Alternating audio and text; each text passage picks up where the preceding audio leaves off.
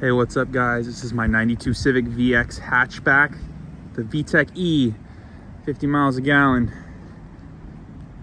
It's a 92, it's Tahitian green. It's pretty beat up, not gonna lie. It's got a bunch of dents, dings, scratches, bumps, bruises. It's just kind of beat up. This would make a good project car. It runs good, drives good, has the original motor, original trans. Or if you wanted to just buy it and commute and get 50 miles to the gallon. It's a clean title.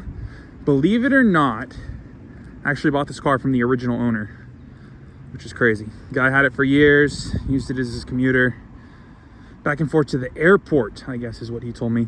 Has 167,000 miles. Doors got some damage. I replaced the fender. I do have the original fender. What can I say? It's a project little EG hatch. It needs love, that's for sure. It's got dents, dings, scratches. This is not a mint car by any means. Interior's not too bad. It's pretty clean actually. Show you the engine bay. But if you're looking for like a project car you want to swap, modify, paint, restore to your own taste, here you go. Is it clean? Not really, but I mean, it is what it is. I believe this is the lightest EG.